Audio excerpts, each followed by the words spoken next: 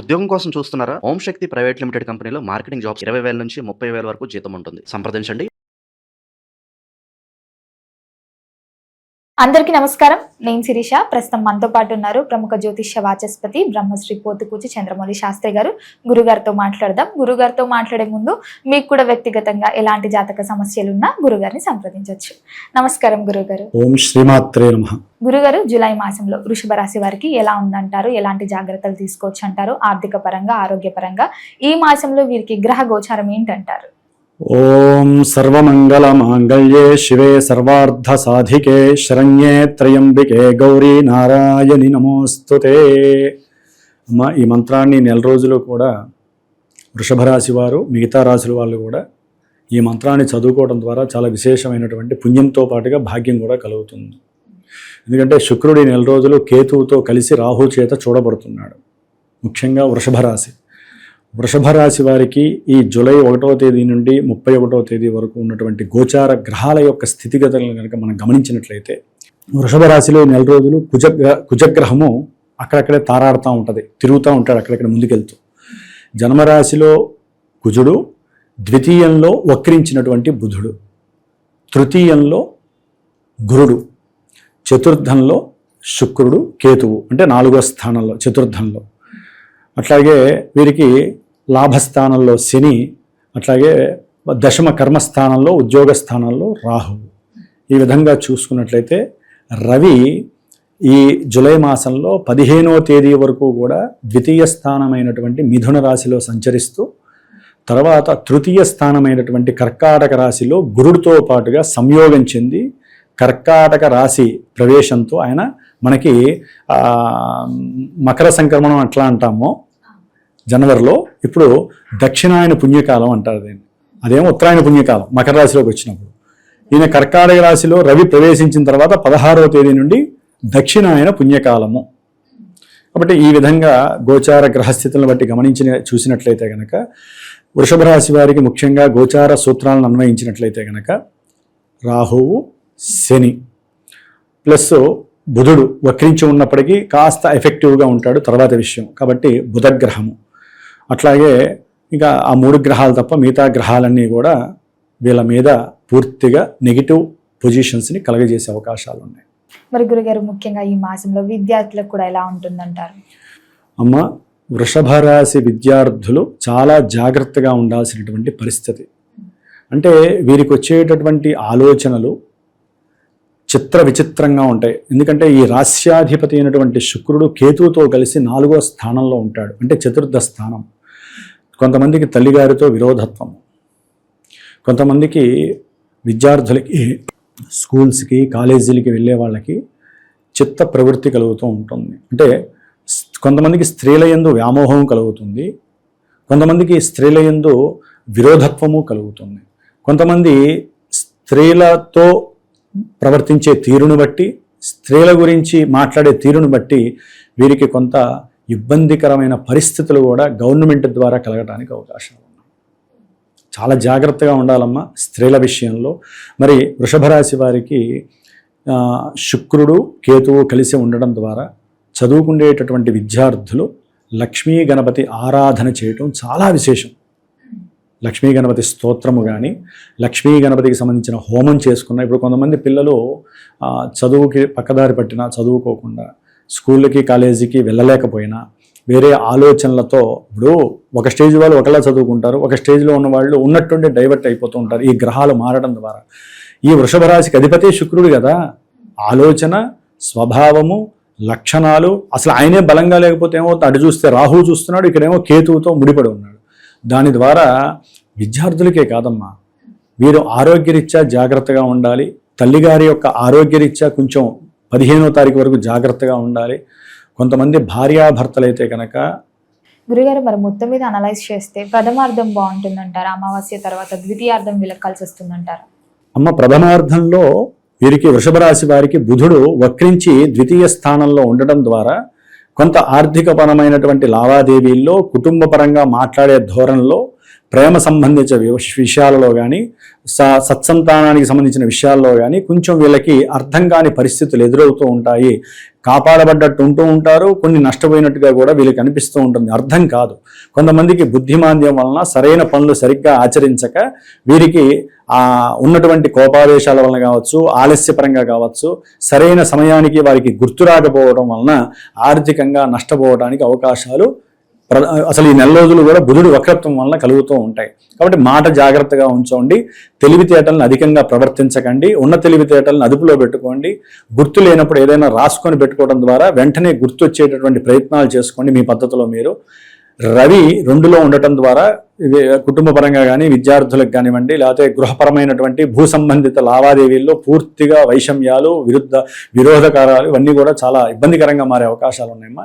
మీరు అడిగిన ప్రశ్నకి రవి బలం అనేటటువంటిది ముఖ్యం. కాబట్టి 16వ తేదీ జూలై 16 నుంచి వృషభ రాశి వారికి 3వ స్థానంలో ఈ రవి భగవానుడు గురుడితో కలుస్తున్నాడు. కాబట్టి కొంత గురుదోషం అయితే ఉంది వీళ్ళకి. 3వ స్థానంలో ఉన్న గురువు ఉద్యోగాల రీత్యా కాస్త ప్రయాణాలు చేసి చక్కగా ఆర్థికంగా లాభపడటము, అనుకున్న ప్రతి కార్యక్రమంలో దృఢ సంకల్పంతో, ధైర్యంతో, సాహసంతో ఏ పనైనా సరే వెంటనే ఇప్పటివరకు బద్ధకంగా లేజీగా ఉన్నవాళ్ళు తొందరగా చేసేయాలనేటువంటి ఆత్మస్థైర్యాన్ని, లోపల ఉన్నటువంటి ఆ సెల్ఫ్ ఎనర్జీని సోల్ ఎనర్జీగా మార్చి బయటికి తీసుకొచ్చి ఏ పనినైనా సరే సాధించి విశేషమైనటువంటి ధనాన్ని ఆర్జిస్తూ కుటుంబ పోషణకి ఏదైతే కావాలో దాన్ని అనుకూలంగా చేసుకుంటూ ఏదైనా అమ్మాలనుకున్న వస్తువులు అమ్మటానికి కూడా ఈ రవి ఉపయోగపడతాడు. కాబట్టి ద్వితీయార్థంలో రవి బలం బాగుంది. శని 11లో ఉండి వృత్తి ఉద్యోగ విషయాలలో కొన్ని ఇబ్బందులు కలుగుతున్నప్పటికీ కూడా ఆ యొక్క శని భగవానుడు జాతకంలో యోగిస్తే వీరికి లాభాలు కలుగుతాయి, ఉన్నతమైన ప్రమోషన్లు కలగటానికి అవకాశం కలుగుతోంది.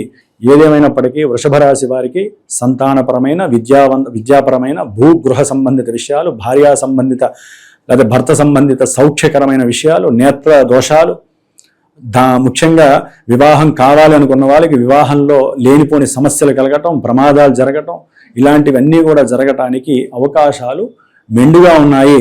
జన్మజాతకంలో గనక లగ్నము కానీ, లగ్నాధిపతి కానీ, లేకపోతే వారికి నడిచే దశలు, అంతర్దశలు గనక యోగకరంగా ఉంటే ఇవి తప్పించుకునే అవకాశం వారికి నడుస్తుంది. అందుకనే ఏదైనా సరే వీరు ఏదైనా ఒక శుభకార్యాన్ని ఆచరించాలన్నా అది వివాహము, విద్య, ఆర్థికపరమైనటువంటి లావాదేవీలకు సంబంధించి వ్యాపారము, ఉద్యోగము, వీటి పరంగా కానివ్వండి, వీటి పరంగా ఎవరైనా ఇబ్బందులు పడుతున్నా సరైనటువంటి మాలాంటి గురువుల్ని సంప్రదించి మా జాతకం ఎలా ఉంది గురువు గారు, మేము ఈ పని చెయ్యొచ్చా లేదా, వివాహానికి ఈ సంవత్సరం బాగుందా లేదా, ఇలాంటివి కూడా చూసుకోవాలమ్మా. ఎందుకంటే గోచార సూత్రాలు వేరుంటాయి, జన్మజాతకంలో గ్రహాలు ఇచ్చే ఫలితాలు వేరుంటాయి. అవి అక్కడ ఆమోదయోగకరంగా ఓకే చేసి టిక్ చేస్తేనే గోచారంలో అదే గ్రహాలు ఇక్కడ పనిచేస్తాయి. ఇక్కడ గ్రహాలు ఏవి డైరెక్ట్గా వాళ్ళని కాపాడవు, నష్టపరచవు. కాబట్టి చాలా జాగ్రత్తగా ఉండాలి. జ్యోతిష్య పరిజ్ఞానాన్ని వెంటనే కాదు, ఆ గురువు ఏదైనా మీకు విశదీకరించి మీ జన్మజాతకాన్ని మీరు తెలుసుకొని ఆయన చెప్పినటువంటి గ్రహాలకి కానీ జపాలో, హోమాలో, లేకపోతే ఫలానా పనికి, ఇప్పుడు వ్యాపారస్తులకైతే గ్రహస్థితి రీత్యా ఈ హోమమో ఈ పూజో చేసుకోమని చెప్తారమ్మా.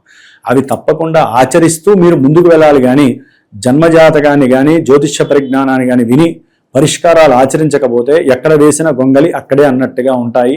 ఆ భయాలు పోవు, మానసికంగా ఆత్మస్థైర్యము కానీ, మానసిక ప్రవృత్తి కానీ మారదు. ఎన్ని రోజులు, ఎన్ని సంవత్సరాలు గడిచినా అలాగే ఉండే అవకాశాలు కలుగుతాయన్నమాట. చాలా జాగ్రత్తగా ఉండాలి వృషభ రాశికి సంబంధించిన వాళ్ళు. పూర్తిగా ఇల్లీగల్ కాంటాక్ట్స్ బయటకు వచ్చి గృహంలో విపరీతమైనటువంటి సమస్యలు కలగటానికి అవకాశము, దాని ద్వారా గవర్నమెంట్ ఇంటర్ఫీరెన్స్ అవ్వటం, ధనాన్ని కోల్పోవటము, కొంతమంది వాహనాలు అమ్మేటటువంటి వాళ్ళు, వాహనాలు నడిపేటటువంటి వాళ్ళకి కూడా ప్రమాదాలు అధిక శాతం అవ్వటానికి అవకాశాలు ఉన్నాయి. అసలు మిగతా వృషభ రాశి వాళ్ళు కూడా ప్రయాణాల యందు కొంచెం ఒళ్ళు జాగ్రత్త పెట్టుకోవాలి. పోలీస్ వ్యవస్థ వాళ్ళతో ఇష్టం వచ్చినట్టు మాట్లాడకుండా, వారు ఏదైనా చలానాలు అధికంగా వీరు చేసినా చేయకపోయినా తప్పులు చలానాలు విధిస్తూ ఉంటారు.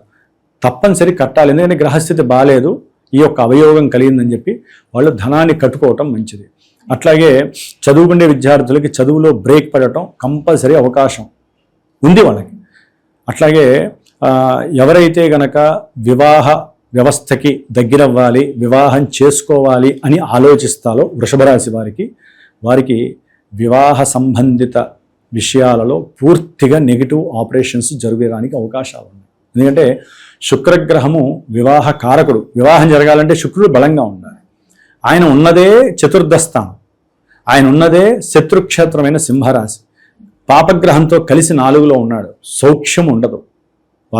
వారు ప్రయాణం చేస్తున్నా సరే భార్యతో లేకపోతే భార్య భర్తతో కీచులాడుతూనే ఉంటారు. అంటే వారికి ఏదో తెలియనటువంటి ఆదుర్ధ, భయము. ఏదైనా ఫోన్ వస్తే ఎక్కడ వీరిద్దరి మధ్య కొన్ని ఇబ్బందులు కలుగుతాయేమో భయము.